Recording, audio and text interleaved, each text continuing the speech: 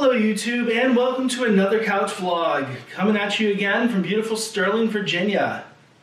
So I'm making this video for one person specifically. I don't know why I'm doing it.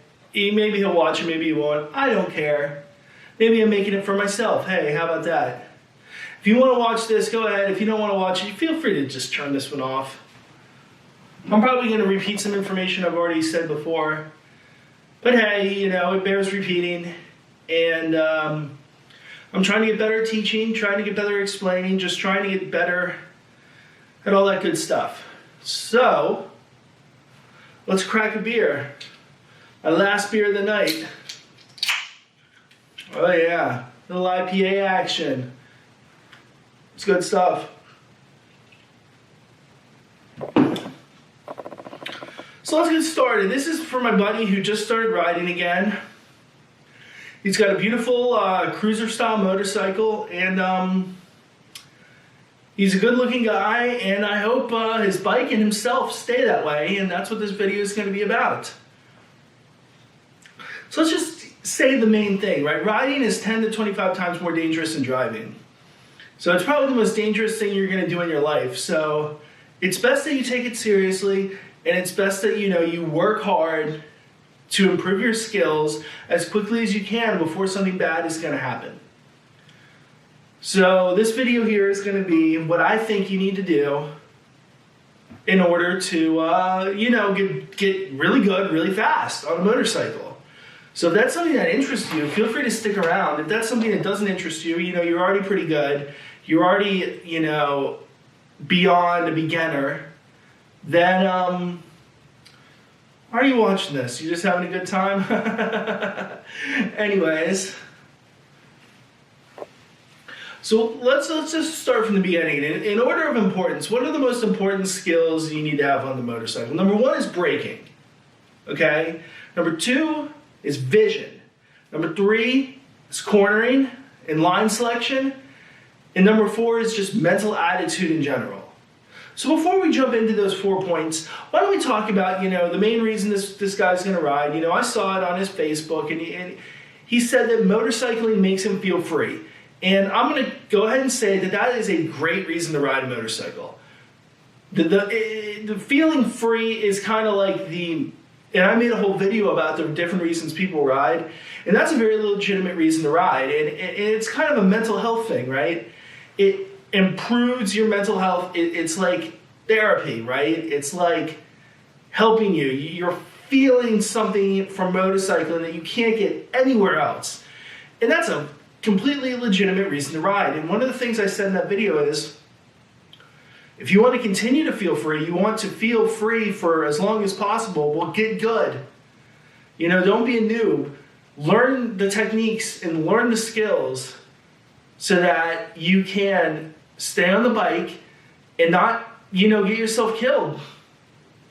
There's a lot of bad drivers out there, right? There's a lot of bad drivers out there, and trusting them to not hit you is a fool's errand. And as I've said in other videos as well, trusting yourself to not go off on a corner, not go wide on a corner, or not low side or high side is a fool's errand too. You've got to have the skills so that you don't make a mistake on your own or make a mistake there in traffic.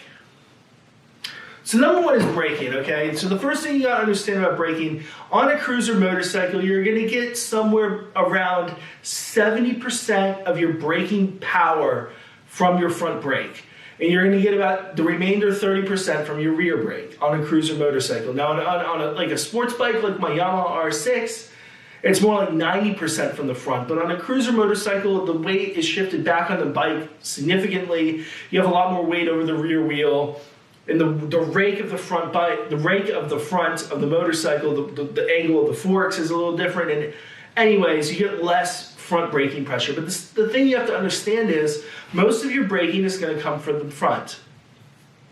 So emergency braking drills are going to be your saving grace. Learning how to stop that motorcycle as fast as possible, consistently, and doing it in such a manner that you're gonna, when shit hits the fan out there on the streets and you need to stop quick, you're gonna have that muscle memory to do it right. So let me just give you an example of how to do it right. Say you're riding down the road, right? You're cruising along, you've got your hand on the throttle, you're going like 60 miles an hour, and all of a sudden you need to stop. What do? Okay? Do you just like let go and grab the brakes as fast as you can? No. That's going to get you killed. What you're going to do, the first thing you're going to want to do is two things at the same time. One is cover that rear brake. Put your foot, slide your right foot forward and get your right foot over that rear brake. Don't press down on it yet, but just slide it over. Now, your instincts are going to tell you to get on that rear brake as hard as you can, but resist that temptation, because if you get on that rear brake as hard as you can, you're going to start sliding. That's going to increase your stopping distance, and that's going to just put you out of control of your motorcycle. Okay? So at the same time as you make the move with your right foot to cover that rear brake, you're going to release the throttle in a smooth manner. So if you rolled on the throttle, you're going to roll off the throttle.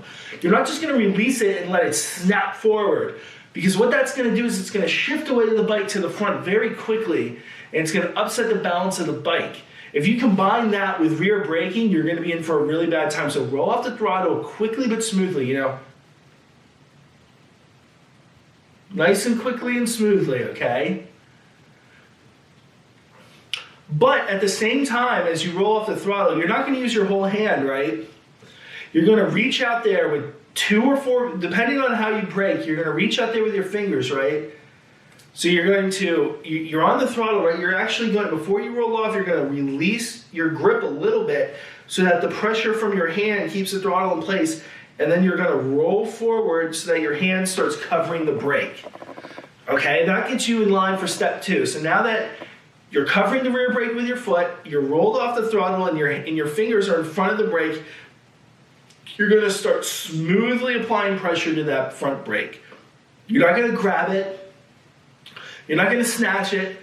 You're going to smoothly apply pressure to that front brake. The thing you have to understand is, to use that front tire, you have to load it before you use it. You need to keep that front tire from breaking traction and sliding. This applies whether or not you have ABS. And I'm not sure if your bike has ABS or not, but it really doesn't matter. The hell was that? Anyways, nothing too important. So, I hope that showed up on the video. There's a whole big crash. Something fell on my house. Anyways, you're going to apply nice smooth front brake pressure, but you're not going to like wuss around on those brakes. You're going to really apply smooth, consistent brake pressure until you're slowing down at a rate that, you know, is going to get you to the stop the way you'd like to. So what's going to happen is, because you're covering that rear brake, you're actually going to end up applying rear brake pressure kind of subconsciously. You don't want to apply a lot. You just want to kind of give it like a little bit of rear brake, just enough to kind of resist the tire's movement. Especially when you're on the front brakes, if you apply too much rear brake, it's no good. You're going to slide and you're going to fall. You're going to end up sliding into the car, and it's going to be like one of those I had to lay her down scenarios. So if you do end up having to swerve while you're on the front brakes really hard, your best bet, again, is going to be to let off those front brakes just a little bit, and as you're letting off the front brakes, apply your counter steering. And the more counter steering you apply, the more you want to let off the brakes. You don't want to counter steer while you're braking really hard. You've only got 100 points of grip. Don't use more than 100 points of grip, right? If you're using 100 points of grip for braking in an emergency situation, you need to give yourself points back before you start using points to churn. So how do you practice this? Well, it's pretty straightforward, right? Get into a parking lot and practice. Do it again and again until you're really comfortable braking over and over again. And how fast do you want to go? Start from like 20 miles an hour, 15, 20 miles an hour, and then bring it up as fast as you're comfortable with on the space. If you can get yourself up to 40, 50, 60 miles an hour before you start emergency braking, work your way up there. Get yourself braking from high rates of speed if you can, if you have a parking lot big enough to do it. That will save your life more than anything else. So the next thing is vision and cornering and line selection, all that good stuff. I'm going to just combine it. I don't want to make this video too long, but the main thing is once you've got your braking down, you need to start working on your vision, where you point your head and your eyes on the motorcycle. You need to look as far forward as is reasonable on the motorcycle. This is extremely important, especially in traffic, right? When you're coming up to intersections, you want to scan the intersection as far ahead of time as you can. And especially in, technical roads or even non-technical roads, curvy roads where you're going around corners and stuff, bends in the road.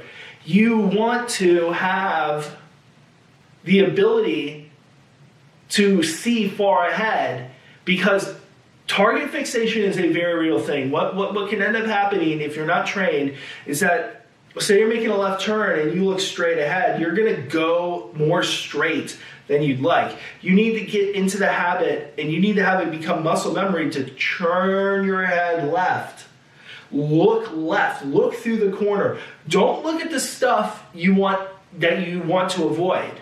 Don't look at the stuff you want to avoid, but instead look where you want to go. And it's not enough to point your eyes where you want to go. You need to take your nose and point your nose where you want it to go. It's good stuff. Again, the best way to do this, I would say, is train with the Moto Jitsu technique. And Moto Jitsu is kind of... Yeah, it's kind of a funny thing because Moto Jitsu and Jiu-Jitsu are not the same thing. I mean, Jiu-Jitsu's got 57 or 67 techniques that you have to learn just to get a blue belt. With motorcycling, it's a little more simple.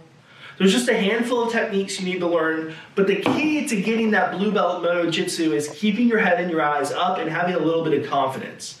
And that's really the key to this number 2 and number 3 point. And I've kind of lost my train of thought. I don't remember the points I said originally. And that's not really important. So the next thing is attitude. So when you should ride, when you shouldn't ride.